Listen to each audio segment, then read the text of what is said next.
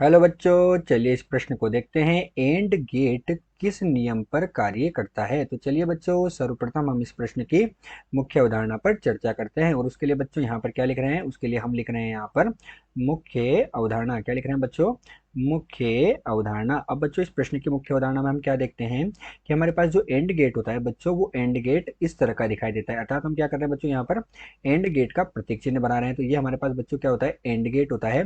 और यहाँ पर जो एंड गेट होता है, उस एंड गेट के ये दो निवेशी होते हैं। हमने मान लिया दो निवेशी है, निवेशी अधिक भी हो सकते हैं। तो ए तथा बी तो हमारे पास बच्चों क्या है? इसके निवेशी हैं।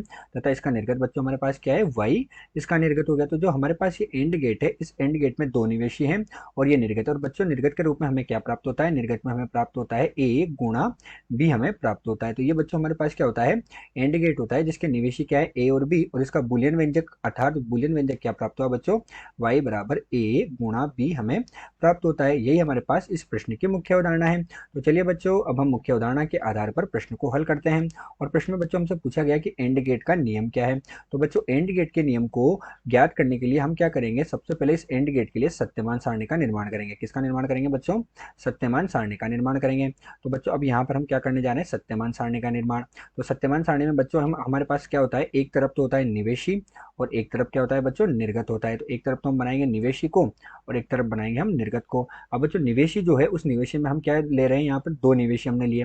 तो एक हो गया बच्चों ए निवेशी, एक हो गया बी निवेशी। और निर्गत को बच्चों हम y से लिख रहे हैं। और y बराबर क्या हो जाएगा बच्चों? a गुणा b हमने लिखा है कि निर्गत में प्राप्त होगा। तो बच्चों, अब यहाँ पर हम मान दे रहे हैं। a का मान अगर हम जीरो दे दें और b का मान भी हम जीरो दे दें, अर्थात दोनों निवेश हमने जीरो दे दिए, तो हमें निर्गत क्या प्राप्त होगा? जीरो गुणा जीरो, जीरो प्राप्त हो जाएगा। अगर बच्चों हम क्या करें कि इसका मान जीरो दे दे, इसका मान एक दे दे, तो हमें भी फिर से जीरो प्राप्त होगा।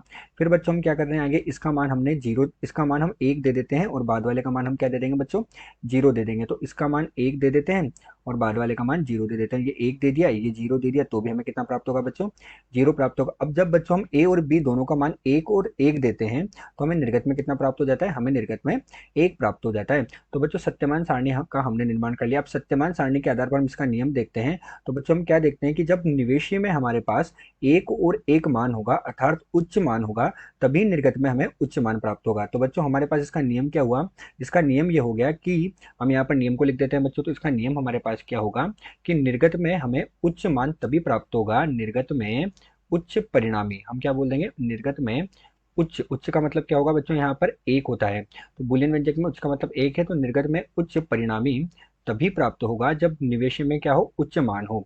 तो निर्गत में उच्च परिणामी तभी प्राप्त होगा। क्या नियम हो गया बच्चों? निर्गत में उच्च परिणामी तभी प्राप्त होगा जब निवेशी में क्या हो? उच्च मान हो। तो निवेशी में उच्च मान का मतलब हम क्या दें?